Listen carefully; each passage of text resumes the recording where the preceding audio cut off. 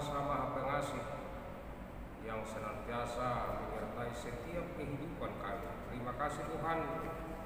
Tuhan masih memperkenankan kami untuk bersukacita dalam pesta Paskah kedua di tengah gereja HKBP.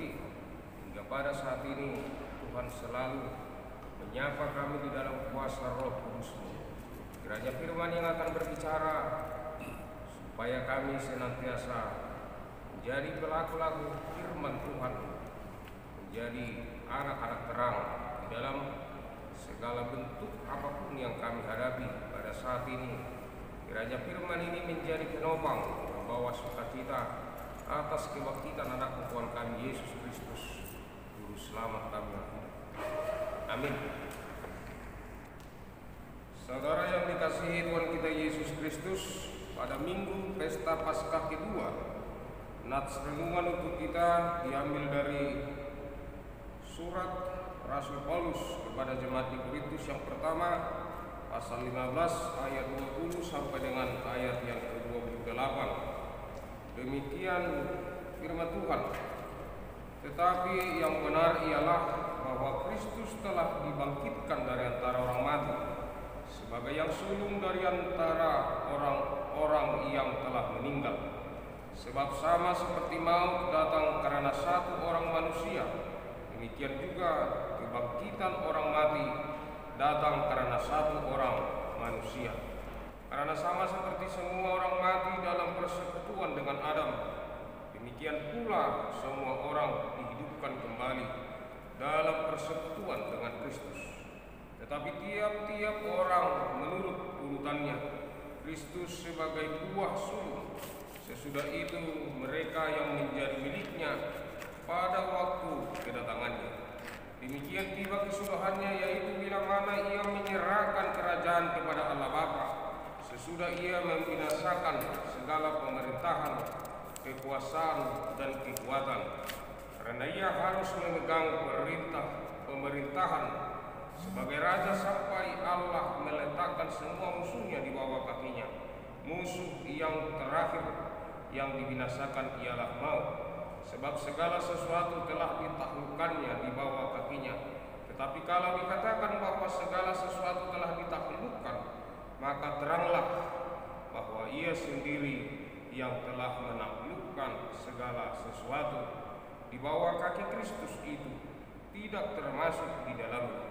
Tetapi kalau segala sesuatu telah ditaklukkan di bawah Kristus, maka ia sendiri sebagai anak akan menaklukkan dirinya di bawah Dia yang telah menaklukkan segala sesuatu di bawahnya, supaya Allah menjadi semua di dalam semua. Demikian firman Tuhan. Salam Paskah, salam kemenangan untuk kita semua, Bapak Ibu Saudara yang dikasihi Tuhan kita Yesus Kristus. Kita tahu bahwa saat ini adalah bulan pergumulan, perenungan bulan yang mencekam, penuh dengan kewaspadaan atas pergumulan kita tentang wabah penyakit yang melanda dunia ini, Indonesia dan juga pulau kita Sumatera Utara yang kita cintai. Topik minggu kita pada minggu pesta Paskah kedua adalah bangkit dan membangkitkan. Dalam bahasa Batak dikatakan hehe lau pahehe. Kata bangkit biasanya dipergunakan kepada orang yang terjatuh, terpuruk, tertidur.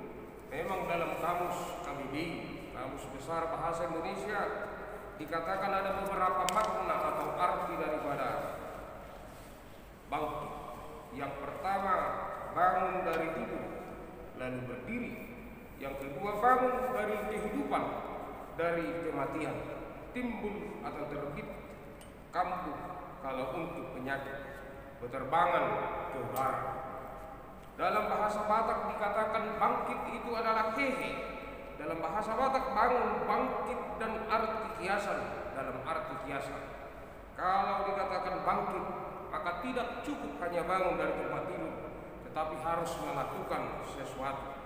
Maka bangkit di sini untuk konteks nats pada minggu pesta Paskah kedua adalah bangkit dari antara orang mati, dan kebangkitan Yesus membangkitkan kita pada masa sekarang.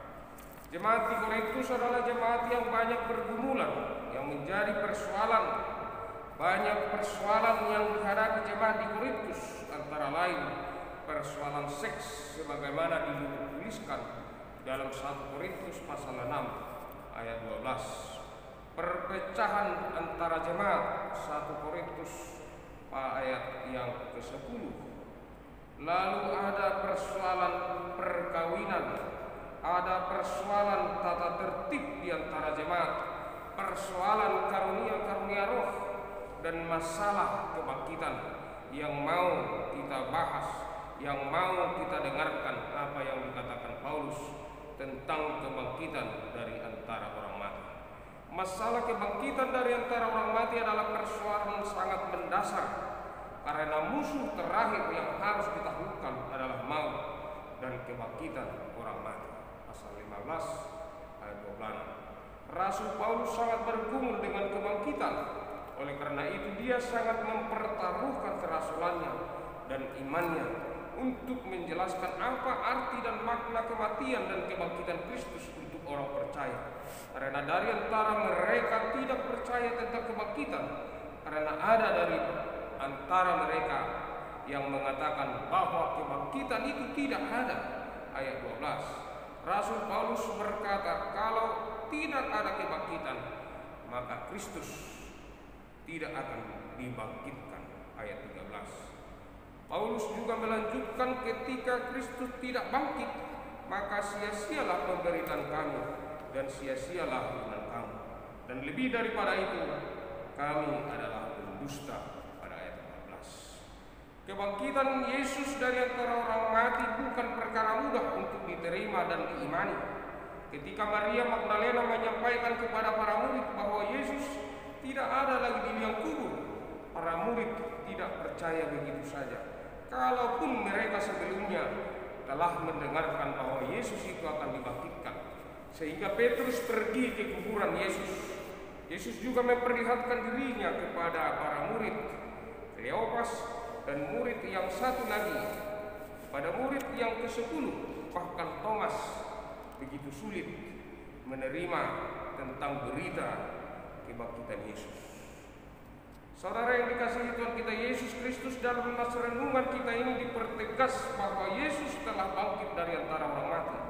Paulus mengatakan, tetapi yang benar ialah bahwa Kristus telah dibangkitkan dari antara orang mati sebagai yang sulung. Kata sulung bukan mau menjelaskan nomor urut, lalu ada yang kedua atau yang ketiga atau yang berikut, tetapi mau menjelaskan keutamaan dan kekhususan. Alkitab memang mencatat ada 7 orang yang pernah mati lalu dibangkitkan, yaitu anak janda Sarpat. Apa kita lihat di dalam 1 Raja ayat 17 sampai 24. Anak perempuan Sunem di 2 Raja 4 ayat 8 sampai 13. Anak Jairus, Markus 5 ayat 21-43. Anak janda di kota Nain, Lazarus, Tabita atau Dorcas, yang dituliskan di dalam Kisah 9 ayat 36 sampai 38. Eutikus, Kisah 20 ayat 7 sampai 10. Dari yang dibangkitkan itu tidak ada yang utama dan khusus punya kuasa atas kebangkitan orang mati. Hanya Yesus yang punya kuasa atas kebangkitannya sendiri, dan atas kuasanya sendiri dan kebangkitannya menjadi kebangkitan bagi orang-orang percaya. Saudara yang dikasihi Tuhan kita Yesus Kristus, Bapak Ibu dan juga nakoso burung remaja anak-anak kami sekolah minggu, kebangkitan Yesus dari antara orang mati tidak berhenti di situ saja. Karyanya itu menjadikan kita bangkit dari antara orang mati. Pekerjaan Yesus atas kemuliaan dan kuasanya tidak berhenti di situ, tapi Dia akan memegang pemerintahan sebagai Raja sampai Allah meletakkan musuh-musuhnya di bawah kakinya. Dia akan menaklukkan segala maut di bawah kakinya. Oleh karena itu, nats ini mau mengajak kita percaya atas kebangkitan Yesus sebagai Raja yang telah bangkit dari antara orang mati dan yang punya kuasa atas maut dan kebangkitan.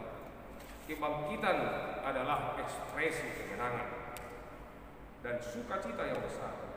Kebangkitan adalah menyenangkan dan kematian bukanlah hal yang menakutkan, dan kebangkitan adalah puncak pengharapan iman orang percaya. Saudara yang dikasihi Tuhan kita Yesus Kristus, kalau kita saat ini menyanyikan haleluya, haleluya, mengahehi Yesus, bangkit untuk apa? Saat ini kita dalam kondisi mencekam. Sebenarnya banyak hal yang mau kita renungkan ketika virus COVID-19 atau yang sering kita dengar dengan virus corona membawa kita ke dalam suatu tantangan dan pergumulan iman. Lalu apa yang hendak dikatakan ini kepada kita? Topik kita berkata bangkit dan membangkitkan. Yesus membangkitkan kita bukan untuk mati konyol.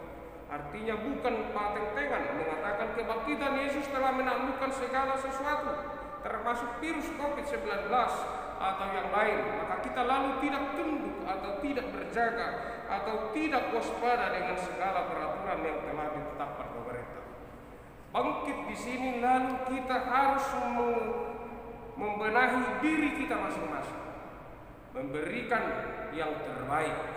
Itulah hal bangkit, adalah bekerja dan melakukan yang terbaik bagi orang lain. Itu bukti nyata atas kebangkitan Yesus yang telah sampai kepada kita. Yesus membangkitkan kita bukan untuk sesuatu hal yang tidak berguna, tetapi Yesus membangkitkan kita supaya kita semakin waspada dan menjadi pembawa yang terbaik, berita sukacita, menjadi terang dan garam bagi dunia ini. Lalu kita perlu kembali diingatkan dengan poda nalima, kata orang Batak, bayas roham, bayas pamatangmu, bayas pahyamu, bayas jabun, bayas salaman.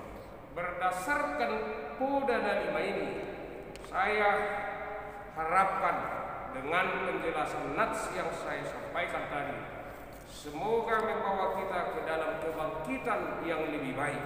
Kebangkitan Yesus bukan semata-mata untuk membangkitkan kita kepada hari esok, tetapi membangkitkan kita juga tentang kehidupan di dunia ini. Kebangkitan di dunia ini adalah memberikan kita sesuatu yang lebih baik. Jangan menjadi sumber penyakit bagi orang lain, tetapi jadilah membawa kebangkitan bagi orang lain. Salah satunya jangan menciptakan suasana kepanikan, ketakutan yang mencekam, tetapi menjadi sumber berkat bagi orang lain. Tuhan tidak membiarkan kita terus-menerus dihantui oleh wabah penyakit ini. Dia akan senantiasa menyertai, menguatkan dan melindungi kita atas virus COVID-19 ini. Kebangkitan Kristus membawa kita dalam iman bahwa maut akan ditaklukkan di bawah kakinya. Hiduplah di dalam Tuhan supaya kita menerima kehidupan yang kekal. Hidup di dalam firman Tuhan, renungkan kebangkitan Yesus untuk keselamatan, kesembuhan, dan pertolongan untuk kita. Amin.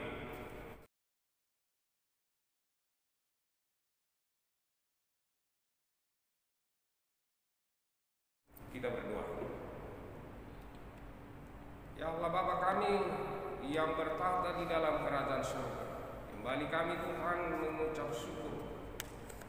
Kami telah mendengarkan firman yang menyapa kami pada minggu pesta kedua kebangkitan anak Tuhan kami Yesus Kristus, yang mengingatkan kami atas kebangkitan Yesus supaya kami bangkit, tidak selalu dipenuhi rasa kepanikan, tidak ketakutan, tetapi dengan waspada menjaga diri kami supaya kami keluar dari apa yang kami pergumulkan saat ini.